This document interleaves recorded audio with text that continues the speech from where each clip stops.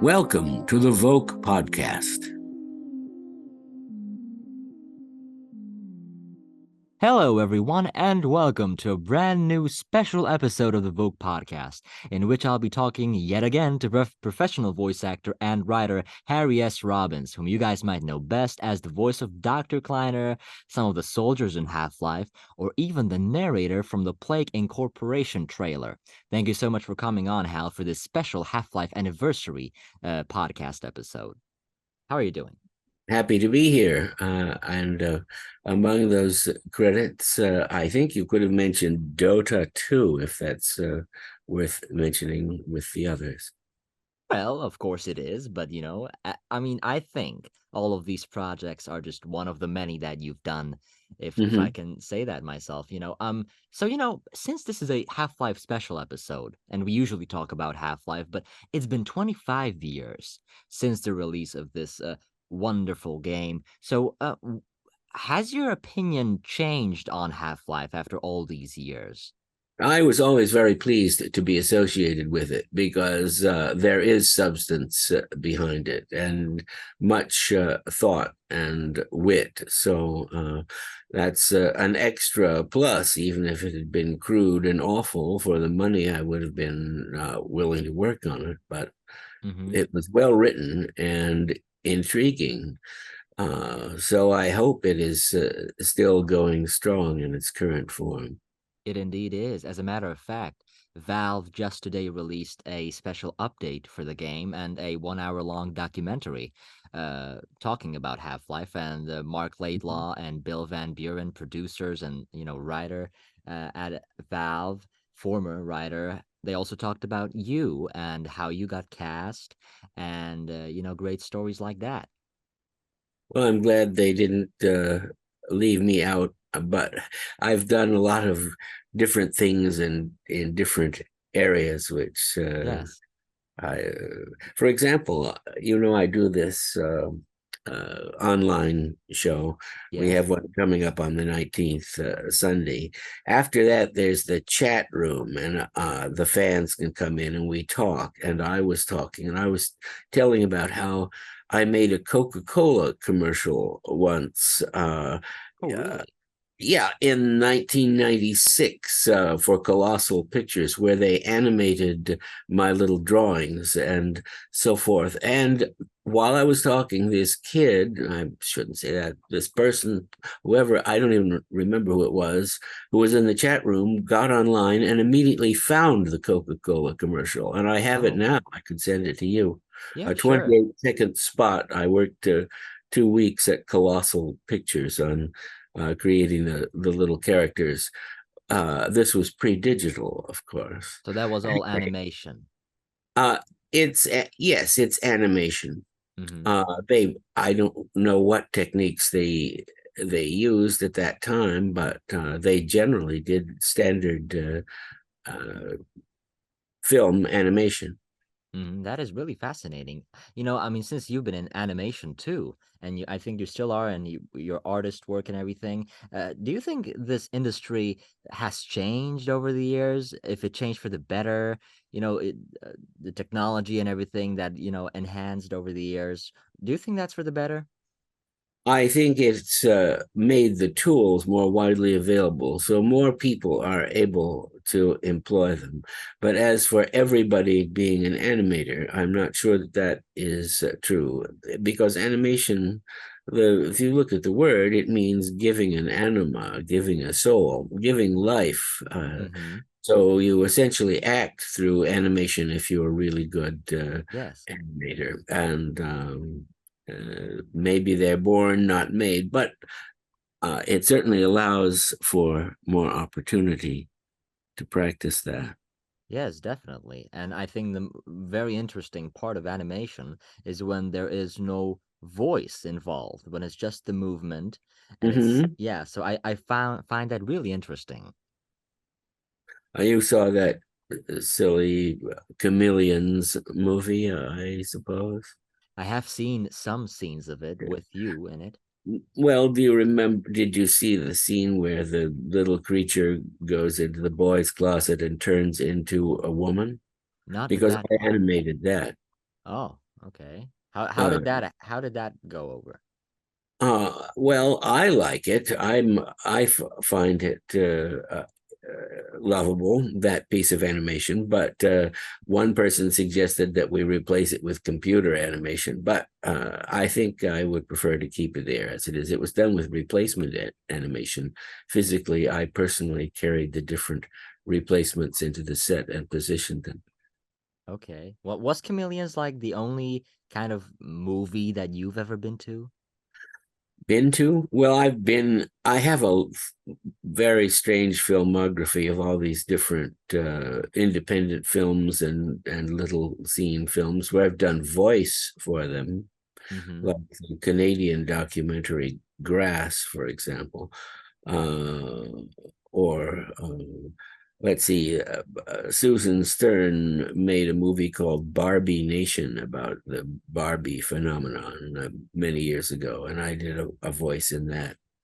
Uh, and of course, there's the movie about Jack T. Chick called God's Cartoonist, where Mm-hmm. I do not like myself in it at all, but it's another thing where I got interviewed. The Chick worldview, as I see it, is one which is doctrinally consistent with the views of the Baptists and Protestant groups most closely allied to the Baptists, where Christianity starts to become high church, like Episcopalian, for example. It begins to deviate a little bit from the Chick world. Certainly when you cross over into being a Roman Catholic, as far as a Chick view is concerned, you're no longer even a Christian.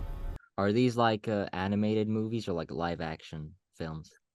There's some animation in Grass, but for the most part, they are documentaries, Oh, live action. I documentaries. should also mention the movie Head Trip, which has been remastered and re-edited and is now showing on the 19th, exactly at the same time as my show, so I can't go, at the Roxy Theater in San Francisco. Mm-hmm. And that is a movie that I narrated NM in a little bit. It all started with the doggy diner heads when the San Francisco Cacophony Society salvaged these advertising icons from a vanished chain of hot dog stands. Now they would follow the bus all the way to New York. Well, you have a great voice for narration. I'm so sad it's not widely used in the industry because you really have this very interesting tone to it, which just really gives a lot of personality to any character that you voice, especially the scientists, and looking back at Half-Life 1 and Half-Life 2, the two characters, the scientists and Dr. Kleiner, were so different from apart each other, even though they are pretty much supposed to be the same. But the scientists, they also almost sounded like they had a lower tone when you were doing them, and Dr. Kleiner was this higher tone character with more positivity. I do change tones when I have to. Mm-hmm. When I'm reciting Paradise Lost, for example, Mm-hmm. when Satan speaks, I have a lower tone for him. You see, speaking of Satan and everything, I've seen your filmography, and I know I have heard of the Church of the SubGenius. But if a random fan, a Half-Life fan, for example, or any fan of yours, would just look up your filmography and see the Church of the SubGenius. It is a really interesting title, which could refer to something weird happening in your life. I hope that's not considered rude, but I just need to say that it was a bit weird to me. What in particular, the Church of the SubGenius itself, or my position in The it? Church of the SubGenius. Like, what is Oh, it? well, it's an It sounds organization. like a cult, if you don't mind me saying so. We put the cult in culture, or the culture in cult. Yeah, the word cult is from the Latin colo, meaning to join together, as in the word collation or collection. A cult is simply those who are brought together in some way. But that being said, we are an organization of mockers and uh, smart Alex.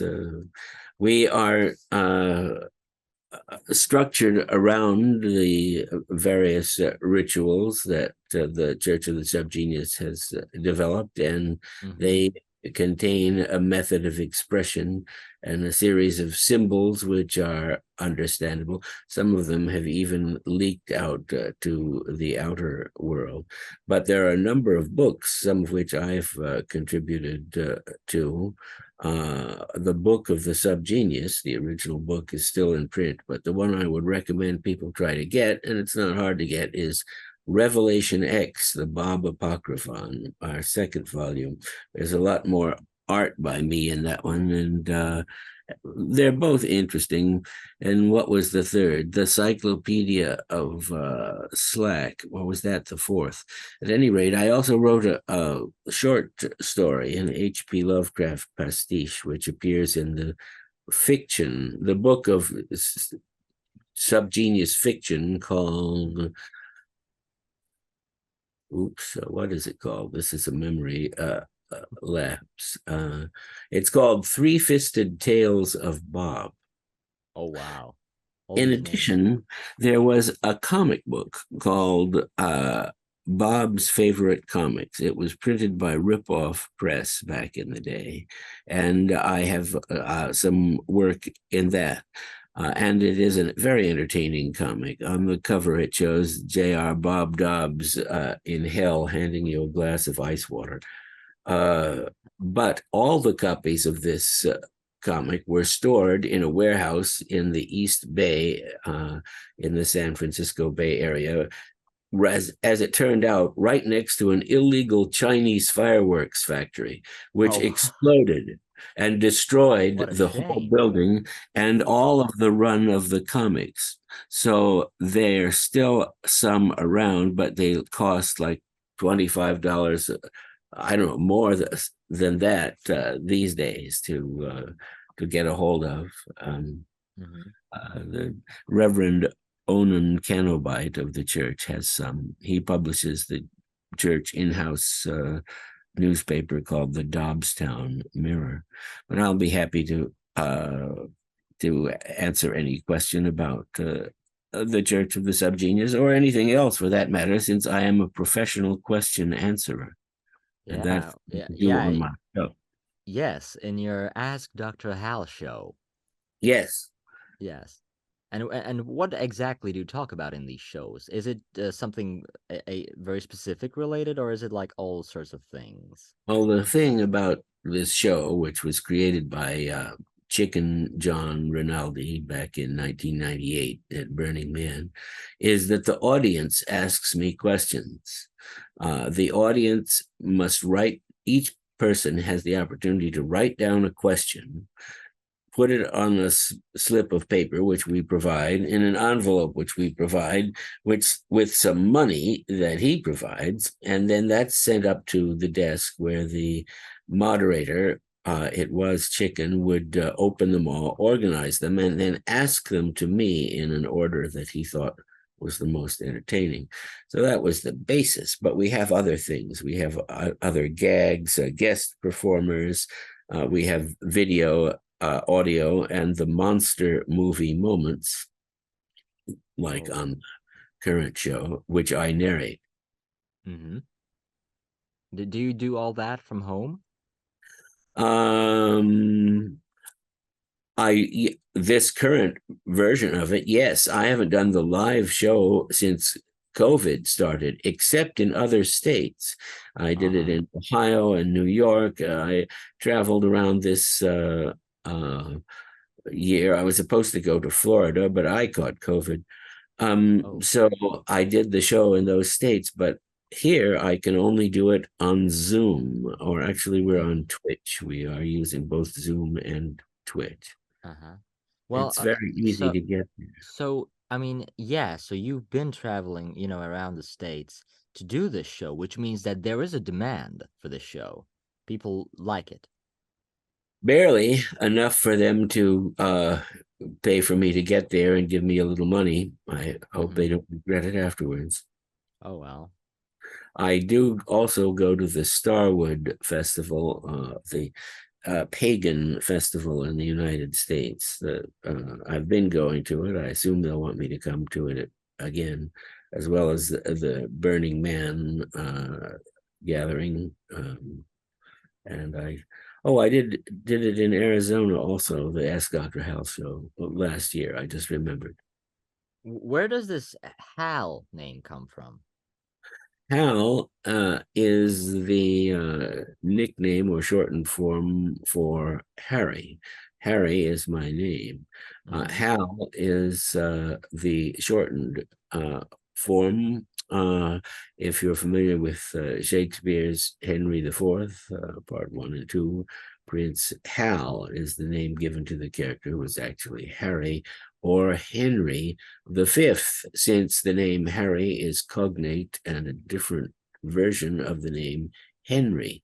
So Henry, Hal, Harry, Harold are all related. However, my actual name is none of those things, but Harry. And I've always been called Hal, though I let people call me whatever they feel comfortable with. That's a very simple question answered in a very long tale. But that is why you are a professional question answerer. Well, I hope the answers can actually be entertaining, but that is the trick. The idea is not to be a bore, but provide an answer which is actually useful or helpful. That seems to amaze the audience the most of all. Of course, certainly amazes me. I can't promise a right answer. I just give them an answer which I hope is entertaining, and it's as right as I can make it. A lot of people usually say when they close their eyes and they listen to your voice, they can imagine Dr. Kleiner speaking to them. Well, that's not surprising since I did the voice of the character. Yes, of course. Getting back to Half-Life. So you do Half-Life 1 in like 97 or 98. So Laidlaw, your friend, calls you up, and apparently you call Valve, and they are amazed by your voice. Well, did that happen? Maybe. I know I went to the Microsoft's campus to record the first part of the show, and I was actually there for 2 days. But later on, I recorded everything at Polarity Post Studios in San Francisco with the supervision of Mark and some others. Was all that? I was going to say I tried to be a one-take wonder in the studio and have as few retakes as possible. Would you usually read the lines beforehand, before actually reading them out loud? I would look at them, certainly. I was also given certain liberty to improve or not improve, improvise. That's what I meant to say. Oh, okay. Some of the dialogue, but I was always guided and I was always listened to. Yes, of course. Have you had any previous experience with voiceover? Because that was kind of a new thing at this time. And so I'm not sure if you've done any voice work before Half-Life. From the early 80s onward, I was on the radio weekly on KPFA 94.1 FM in Berkeley, California. And I'm still heard there, but I'm not there live. My voice is mixed and goes on in the Puzzling Evidence show. Were you like an announcer or like a host of that radio? I've been hosts of shows that I've been the host of variety shows and circus shows and things like that. So it's all a mode that one can easily fall in. Okay. Fall into. But I had the experience with radio, the experience with the drama, since I was a playwright for a time and wrote a number of plays and musicals and a light opera and other things, a lot of which I appeared in, and was expecting to continue that career when I came out to California and went to San Francisco. But as things turned out, no one wanted to do it out here. And I very gradually got back into theater, but for a long time, I was simply concentrating on art. Mm-hmm. Well, so you did this Half-Life thingy in 98. I'm not sure if you thought much of it at the time, but then like 6 years later, then you are brought back for Half-Life 2, or maybe Mm-hmm. not 6 years later, but you knew that you were getting brought back to Valve to record again for another Half-Life game. So were you surprised when that time came again? Because I don't think you thought that you would be back for another Half-Life thingy. Well, I didn't entertain any thoughts about it or not, but of course I was always happy to do the work because the pay was great, though there are no residuals or anything like that involved. There was also the difficulty of having to be a member of the American Federation of TV and Radio Artists, which has since merged with the Screen Actors Guild, as you probably know. So that's SAG-AFTRA, yes. Yes. Now, I was, when you work in Hollywood, they take your first check as the dues, and you have to keep paying the dues. And for a while, I wasn't doing the voice work, and the dues were heavy to pay, so I stopped paying them. Now, when I started again, the second time you mentioned, they were interested in having me, so they just paid the dues, which was good, since when I started in Hollywood, I had to send the paperwork to be paid up to Oregon, I believe, and there it would have to wait at their office until they finally sent me a check. And there was this one woman there, this old lady who controlled it all. Once I got tired of waiting for the check, and I just called her and said, hello, my name is Hal Robins. I worked on this TV show, and I haven't gotten my check. And she said, oh, well, here it is, right here on the desk. I'll just send it to you. So it was good that I made that call. I have been lapse in paying the dues, and so that might be now a barrier to me working for them again. I don't know. I was involved with the TV show, The Conspiracy Zone, with Kevin Nealon, which I wrote for and did behind-the-scenes work for, and also appeared in a couple of episodes. I would always appear briefly off to the side as a sort of a gag, and I did the announcement describing the show at the beginning and the outro at the end, and it was interesting to work on that because we had a lot of famous people coming through as guests. But I must say, I enjoyed more than the famous ones the absolute weirdos that we got out of the woodwork, because the show was called The Conspiracy Zone, and it was all about strange conspiracy theories. I had worked on a comic book about conspiracies for DC Comics called The Big Book of Conspiracies. I also worked on The Big Book of Death, another interesting one that they did. Okay. But because of my work for that, I was considered an expert on conspiracies, which of course I'm not, but I went there and you certainly do seem like I did the homework. So I was able to, do okay on the show. Mm-hmm. We ran 2 seasons, and then we were replaced. We knew things were bad when the people from the network office came in and said, we just love what you're doing. Don't change a thing. The show is great. Oh, yeah. And we all looked at each other and thought, oh, shit, we're done for. And we were replaced with The Man Show with Adam Carolla and Jimmy Kimmel, the one with women with big breasts jumping up and down on a trampoline in slow motion. The network itself also changed from being TNN to Spike, which I think it is now. Oh, that is possible.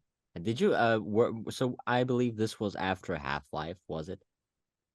It was in the early millennium sometime. So you were still okay with SAG-AFTRA and had no dues at the current time of working on this stuff. Oh, well, at that time, I had to pay them, and I did pay them, and I had enough money to pay them because I was working on a TV show. Mm-hmm. Well, okay, yeah, I now see your point. But there are some Well, questions. I'm just Yeah. here, working on my own little projects. I don't have that kind of dough. Of course. Yeah, I mean, I bet you must be happy to just get by. I mean, it must be hard, It's especially I this. don't know how I do it, but so far so good. Well, let's hope nothing bad will happen to you, because what will happen then? Yes, I hope nothing bad happens to all of us. Yes. So Half-Life 2 gets released in 2004, 2 years later, episode 1, where Dr. Kleiner appears on this PA system. And then a year later, it's episode 2, where it ends for Dr. Kleiner, and we still haven't heard of him since 2007. And then Mark Laidlaw, has his departure from Valve, I think sometime in 2017 or so. So do you think that also might be a reason why you were not brought back because of Mark's departure? Who was your friend? Well, he created the character and probably has the most connection with him, and so it naturally occurs to him to create storylines involving Dr. Kleiner. But as it is, they left at least one thing taken care of, and that was shooting Hetty into space, which was never resolved. Well, yes, that is true. That is still something that needs to be resolved. But at one point, What do you think? yeah, in Half-Life Alyx, the new Half-Life that was released 3 years ago, which is wow, it already been 3 years. There was a model found of Dr. Kleiner, which means it implied that he was supposed to be in the game at one point, but he was cut, unfortunately. Well, I'm available, as I've said before. If Yes. they want to have me do a cameo or something, if that'd be resolve delightful. the problem with the SAG-AFTRA dues. Yes, of course. I mean, Valve, I think, would be, I think they could take care of all that. I mean, they have that kind of dough, like you said. That's true.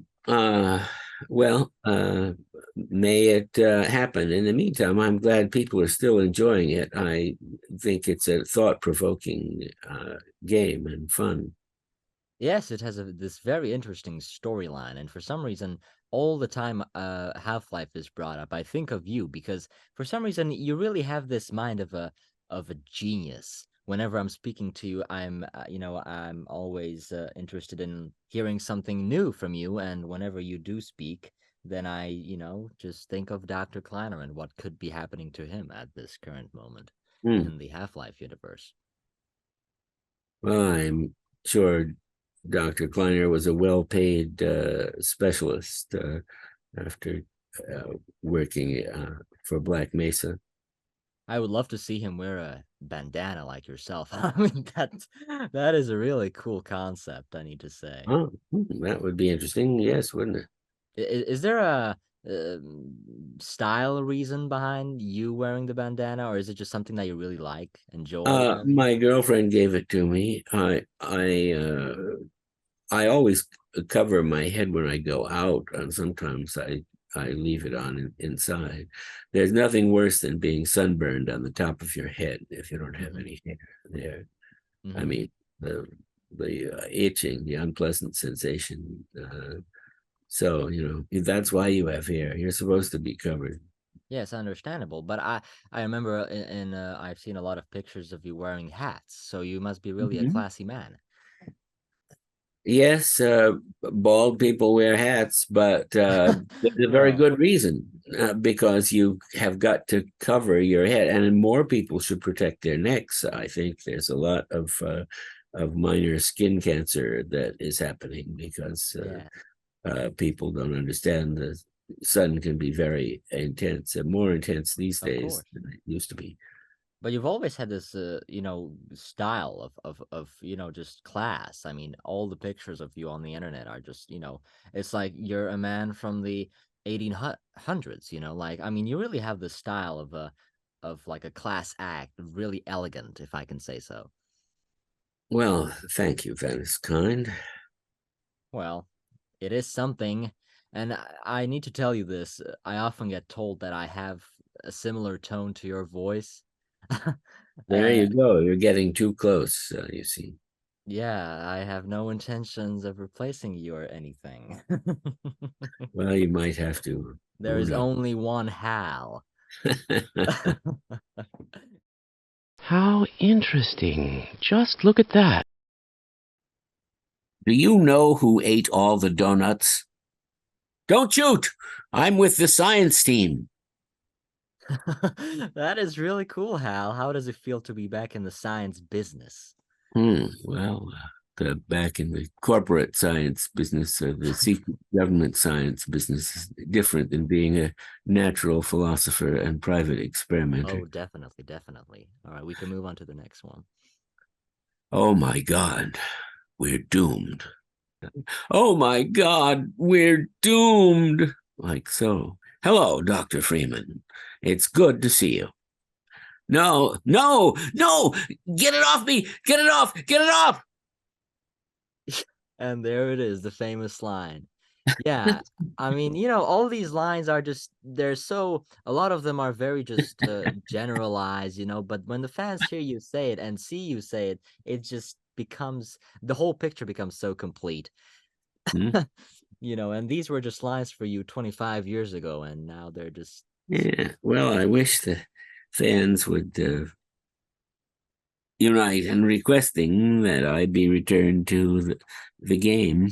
Do you think that would actually have some sort of an impact on things? It could. I don't see how it would hurt, because after all, it's done for the fans, but they are probably interested in developing, more fans than they have. Come in, Cooper. Do you copy? Forget about Freeman. We're abandoning the base. If you have any last bomb targets, mark them on the tactical map. Otherwise, get the hell out of there. Repeat, we are pulling out and commencing airstrikes. Give us targets or get below. Shepard, you've made it. I take it you didn't find Freeman? Forget it, Corporal. We are pulling out. The airstrike has started. Get to the hangar while we await evac. Let's see. The massless field flux should self-limit, and I've clamped the manifold parameters to CY base and LG orbit fold, Hilbert inclusive. Yeah, I kind of bobbled that one, so I should try it again. You are a one-take wonder, so at least we see that it doesn't Well, you always can't work out. always get it right. Let me try again. Okay. Let's see.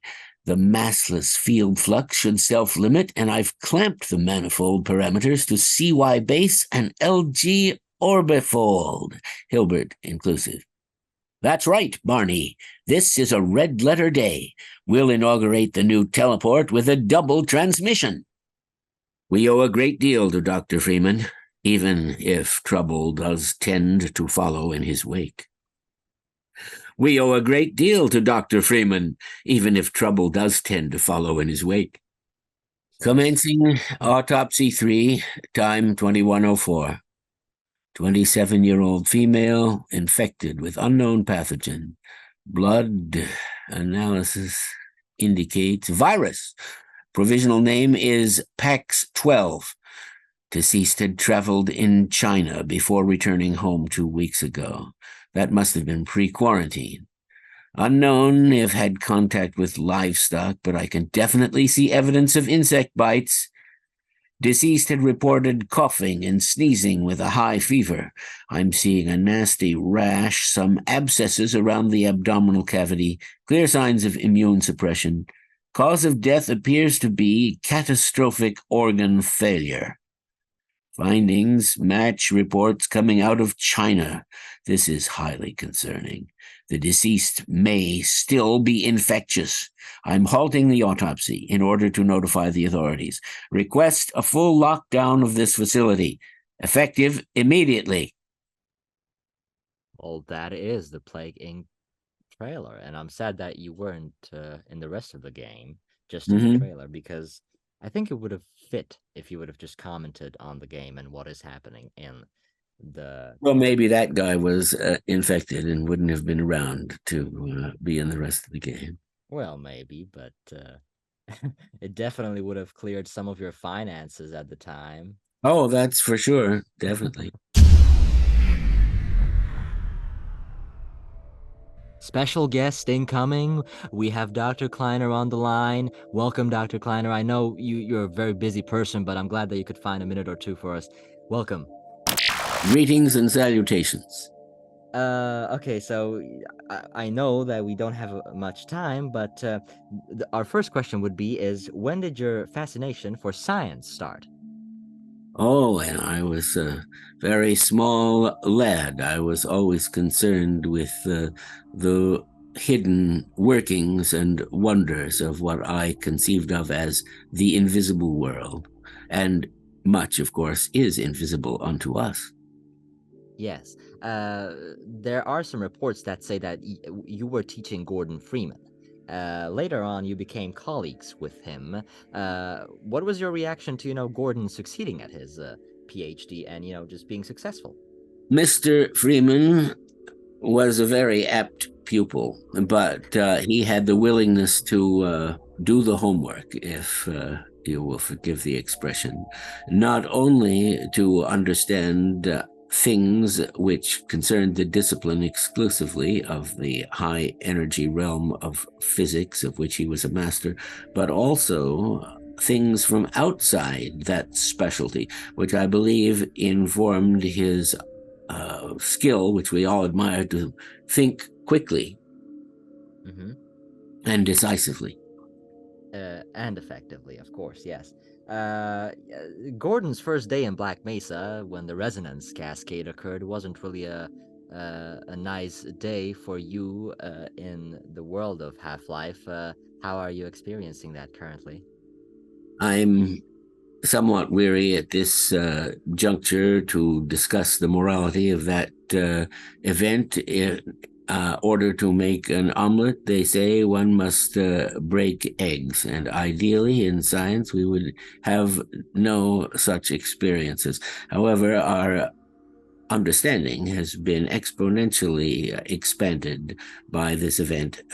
However, its tragic elements may not be ignored. Of course. Since now, I do need to say, in case you didn't know, because you're stuck in the past, unfortunately, the voice actor for Dr. Magnuson has passed away last year. Do you think you could say anything about that?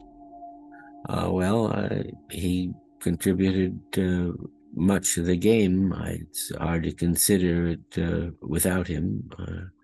That's quite unfortunate. But the longer you live, the more you must expect to lose people. Too right. And, okay, who is your favorite companion, Dr. Kleiner? Well, I'm a somewhat solitudinous individual. I became fond of Hetty, the head crab, who had been rendered fit for a human companionship. Evolution gave her formidable qualities, and she herself should not be blamed for them.